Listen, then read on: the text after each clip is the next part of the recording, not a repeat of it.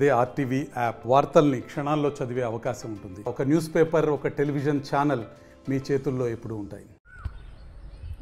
గత రాత్రి మాకు జరిగిన సంఘటనకి మా మీద వచ్చిన ఆరోపణలకి మేము టిఫిన్ చేసి వస్తుంటే పెట్రోల్ కొట్టించుకోవటానికి బంకులో ఆగితే చాంద్ పాషా అనే వ్యక్తి మా వార్డు కౌన్సిలర్ అక్కడ మమ్మల్ని పిలిచి ఇష్టం వచ్చినట్టు దుర్భాషలాడి ఏంటన్నా అని అడిగితే మా తమ్ముడు మీద చేసుకొని ఇంట్లో ఆడవాళ్ళని ఇష్టం వచ్చినట్టు తిట్టి మీరు ఎక్కడున్నా మీరు ఉండాలనుకుంటున్నారా, కాలనీలో గల్లం తవ్వాలనుకుంటున్నారా అని ఇష్టం వచ్చినట్టు మాట్లాడి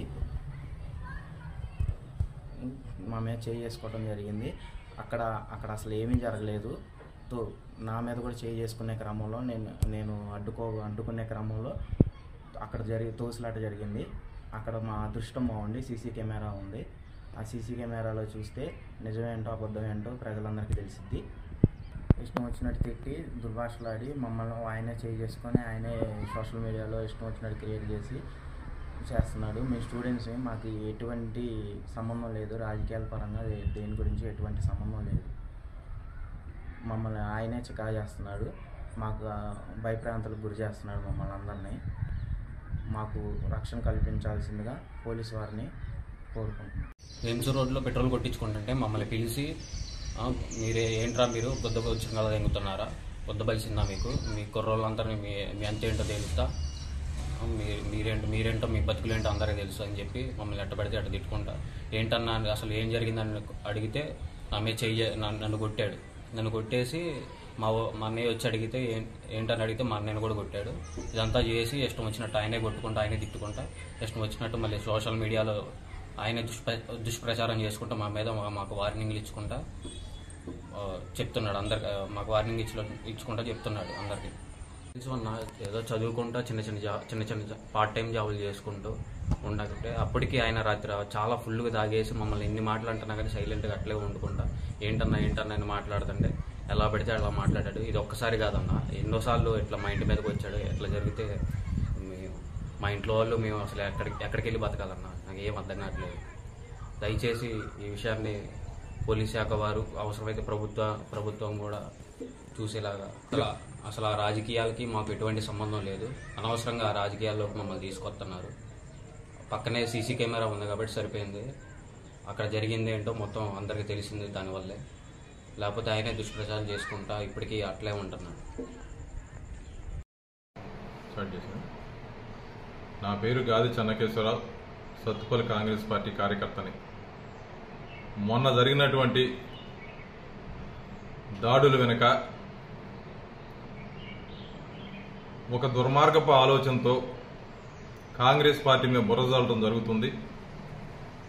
ముందుగా సత్తుపల్లి నియోజకవర్గ ప్రజలందరికీ నమస్కారాలు తెలియజేసుకుంటూ మీకు ఒక విన్నపం తెలియజేద్దామని ఈరోజు మేము ఆర్టీవీ ముందుకు రావడం జరిగింది. మొన్న పెట్రోల్ బంక్ కాడ జరిగిన గొడవని బండి అడ్డం వచ్చిందని చెప్పేసి ఎన్టీఆర్ కాలనీ చెందినట్టు చాంద్ పాషా అనే కౌన్సిలర్ ఒక ఇద్దరు అమాయకుల మీద చేసుకోవడం జరిగింది. ఎందుకంటే మీకు స్పష్టంగా ఎందుకు చెప్తున్నానంటే అక్కడ సీసీ కెమెరాలు ఉన్నాయి. మీరందరూ కూడా వాట్సాప్ల్లో, గ్రూపుల్లో, ఫేస్బుక్లో కూడా హల్చల్ అయింది. ఎవరైతే ముందుగా చేసుకున్నారో మీ అందరూ గమనించే ఉంటారు. మా కార్యకర్తలు గాని మా నాయకులు గాని ప్రభుత్వం ఏర్పడి ఈ రోజుకు 100 రోజులు దాటింది.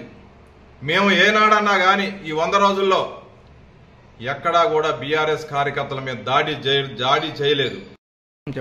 సత్తుపల్లి నియోజకవర్గ ప్రజలు ఆ ఎన్నికల 4 రోజులు తప్ప మిగతా రోజుల్లో ఎన్నికల గురించి మర్చిపోయి, పార్టీల గురించి మర్చిపోయి, సత్తుపల్లిని ఎలా అభివృద్ధి చేసుకోవాలి, తమ నాయకుడు సత్తుపల్లిని ఎలా అభివృద్ధి చేయాలని చెప్పి వారు సలహాలు ఇవ్వటం తప్ప ఏనాడు కూడా కాంగ్రెస్ కార్యకర్తలు ప్రతిపక్షం మీద దాడులు చేయడం అనేది ఎప్పుడూ కూడా లేదు.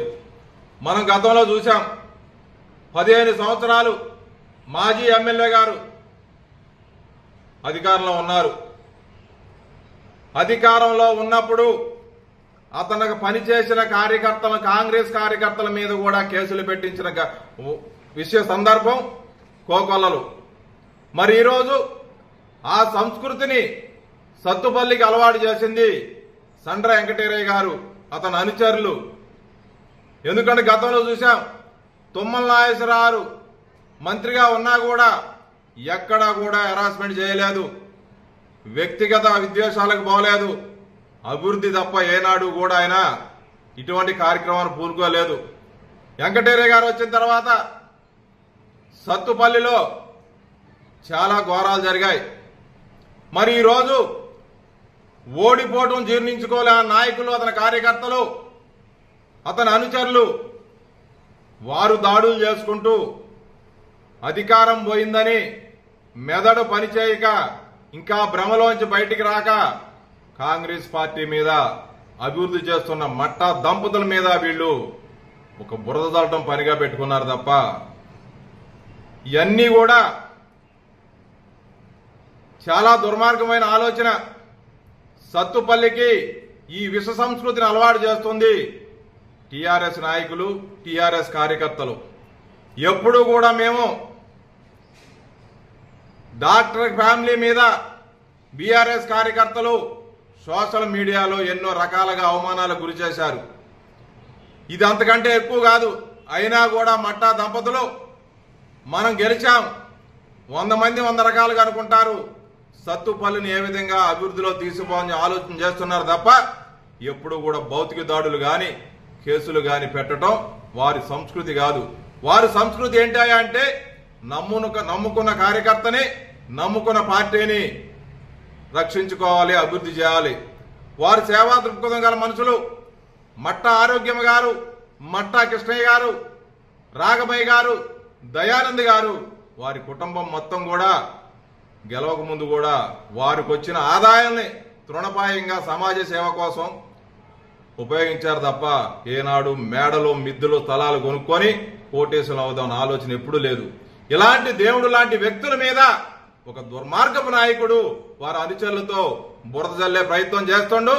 సత్తుపల్లి నియోజకవర్గ ప్రజలు చాలా చైతన్యవంతులు, చాలా తెలివిగలవాళ్ళు కాబట్టే మొన్న జరిగిన ఎన్నికల్లో 20,000 మెజార్టీతో రాఘమయ్య గారిని గెలిపించుకోవడం జరిగింది. వారు మీరు బురద జల్లే కార్యక్రమం ఎన్ని చేసినా కూడా సత్తుపల్లి నియోజకవర్గ ప్రజలు నమ్మరు. మిమ్మల్ని ఇలాంటి కార్యక్రమాలు ముందు ముందు ఇంకా చేయాలనుకుంటే మీరు ప్రజల చేతుల్లో దారుణంగా, ఎంత దారుణంగా అంటే మీరు సత్తుపల్లిలో తిరగకుండా చేసే పరిస్థితి మీరు తెచ్చుకోవద్దని చెప్పి మీకు విజ్ఞప్తి చేస్తూ ఇంకొకటే హెచ్చరిక చేస్తున్నా, ఒకటే విజ్ఞప్తి చేస్తున్నా, ఒక సలహా ఇస్తున్నా. సత్తుపల్లికి కల్చర్ పనికిరాదు. మీరు గనక ఈ కల్చర్నే కంటిన్యూ చేస్తామంటే మాలాంటి మంచి మనుషులు, మాలాంటి కార్యకర్తలు మేము కూడా అలాంటి కార్యక్రమాలు చేస్తే మీరెక్కడుంటారని చెప్పి ఒకసారి ఆలోచన చేసుకోండి. ఇప్పటికైనా బుద్ధి తెచ్చుకొని ఇలాంటి దుర్మార్గపు ఆలోచనలు మీరు కట్టడి చేయకపోతే మీ కార్యకర్తలతో భవిష్యత్తులో తగిన మూల్యం చెల్లించుకోవాలని చెప్పేసి మిమ్మల్ని హెచ్చరిస్తూ ఇకనైనా మానుకోండి, ఇకనైనా బుద్ధి తెచ్చుకోండి అని చెప్పి మీ అందరికి తెలియజేస్తున్నాను. మరిన్ని వీడియోస్ కోసం ఛానల్ ని సబ్స్క్రైబ్ చేయండి, లేటెస్ట్ అప్డేట్స్ కోసం వాట్సాప్ ఛానల్ ని ఫాలో చేయండి అండ్ లింక్ డిస్క్రిప్షన్ లో ఉంది.